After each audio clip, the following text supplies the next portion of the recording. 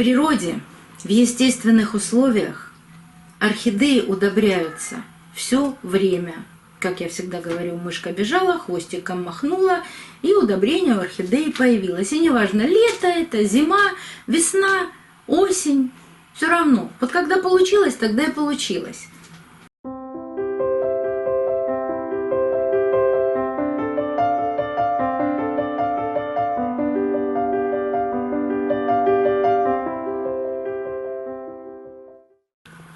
Слушатели, студенты уже собрались.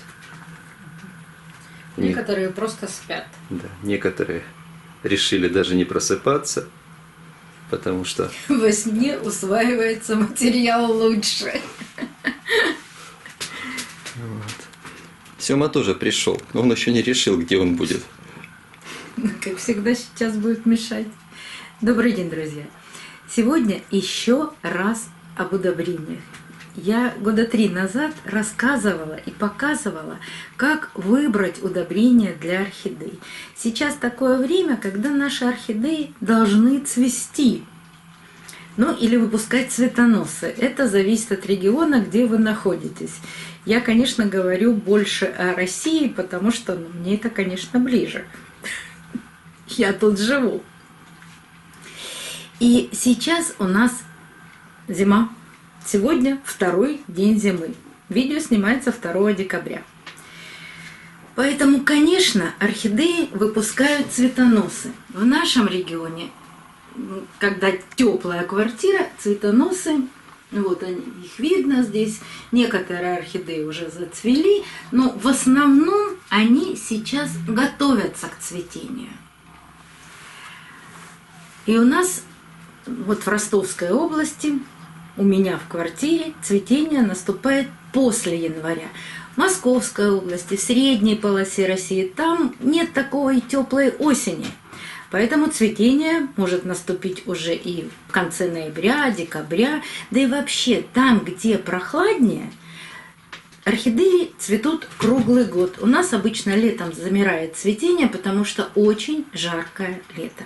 И вот каким же удобрением пользоваться сейчас? Но давайте сначала немножко не истории, а немножко из жизни орхидей. Все-таки, когда лето в любом регионе, орхидеи чувствуют, что наступило лето, и они начинают расти. У нас зима очень короткая. Вот, казалось бы, 2 декабря, а сейчас 10 градусов тепла на улице. И зима может наступить во второй половине января. А мы прекрасно с вами знаем, что 22 декабря день зимнего равноденствия, и начинается увеличение светового дня. И к концу января день увеличивается уже заметно. И цветы это тоже чувствуют. И весна у нас наступает в феврале. В феврале уже может быть тепло. Ну, не такое тепло, конечно, как в мае, но световой день больше, и орхидеи не только продолжают цвести, но и начинают расти. Они чувствуют приближение весны. И вот начиная с февраля нужно использовать удобрения для роста. Если вы живете в средней полосе России или в таком регионе, когда к марту-апрелю начинают орхидеи отцветать, и, может быть, даже продолжать цветение. Ну, первые цветочки сбросили, продолжили веточку, нарастили опять бутончики.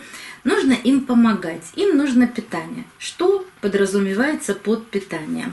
Это азот, фосфор, калий плюс микроэлементы. Им нужно дать то удобрение, из которых они строят свои клеточки.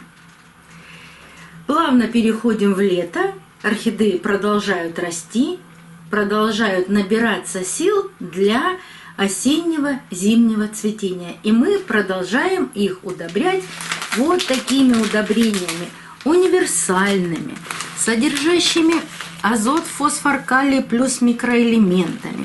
Если хочется дать какой-то небольшой толчок, то можно 1-2 полива за лето и за весну сделать. Так, это сейчас я покажу вот так, азофоска это. Здесь нет микроэлементов, здесь только азот, фосфор и калий. Но это макроэлементы, которые очень нужны орхидеям. И вот мне все время говорят, опять вы про этот аминосил. Да, это мягкое удобрение, которое нужно использовать весной, летом и в зависимости от того, какая у вас осень. Как только орхидеи начинают выпускать цветоносы, можно использовать и нужно использовать аминосил. Как я всегда вам объясняю, мы делаем один полив удобрением, а один полив чистой водой.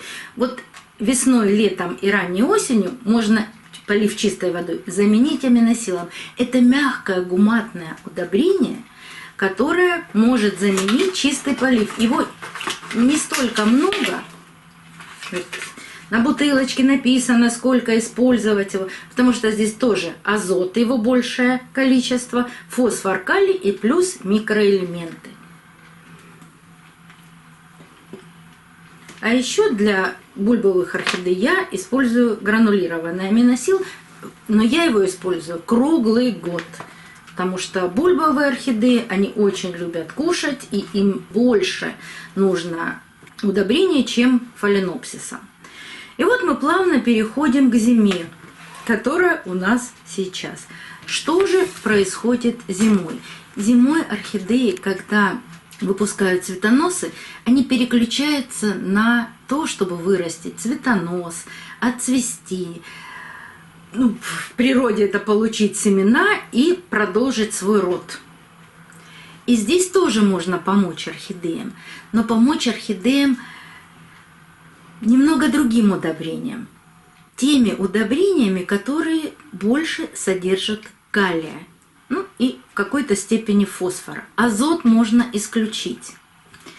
Это удобрения, вот такие можно использовать. Монокалий фосфат.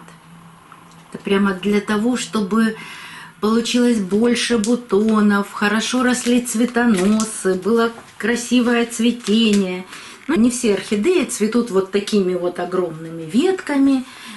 Есть орхидеи, которые цветут 5, 6, 10 цветов. И цветут так всегда. Я не использую гормонов и не стимулирую орхидеи. Все мои стимуляторы – это удобрения. У меня спрашивают, а вы используете HB101? Не использую. Когда-то пробовала, не получила никакого результата. Мне показалось, что это какая-то подделка, и больше я им не пользуюсь. Это тоже стимулятор, да, он на растительной основе, но стимулятор. И пользуюсь ли я корневином? Нет, не пользуюсь корневином. И по простой причине, что для того, чтобы росли корни, орхидеям нужен фосфор.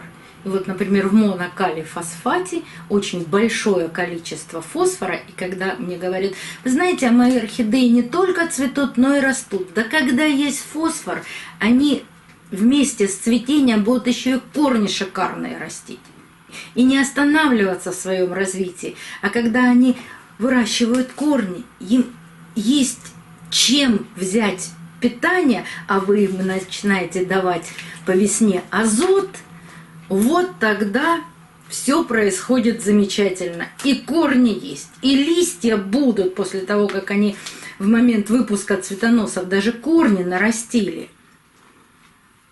И летом будут листья, а осенью и зимой опять будет цветение. Так вот, что нужно вот именно сейчас, если еще даже цветы не распустились?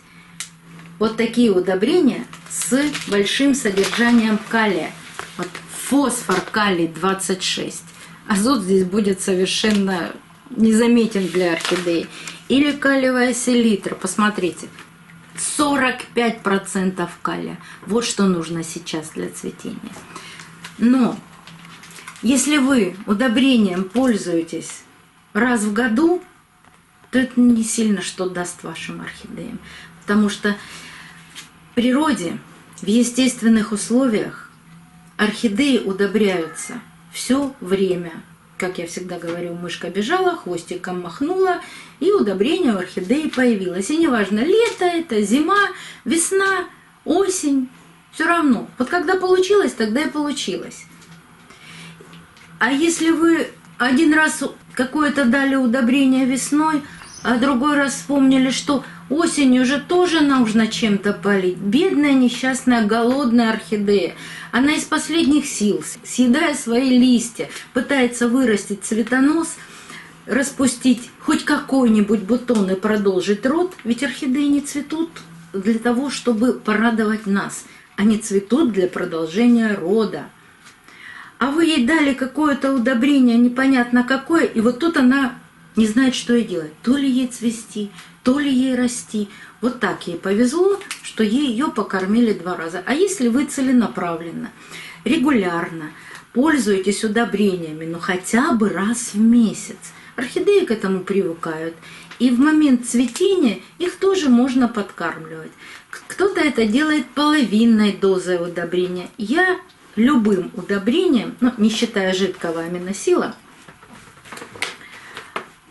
использую удобрение 1 грамм на литр. Не меняю никогда.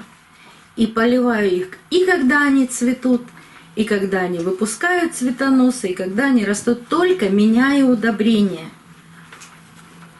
Так что пользуйтесь удобрением, пользуйтесь на регулярной основе, и ваши орхидеи тоже будут расти и цвести, и выпускать цветоносы. Но в свое время, в зависимости от условий в вашем помещении и от того региона, где вы находитесь. Происходит это по-разному. Если остались вопросы, пожалуйста, задавайте под видео. До новых встреч! Увидимся на канале.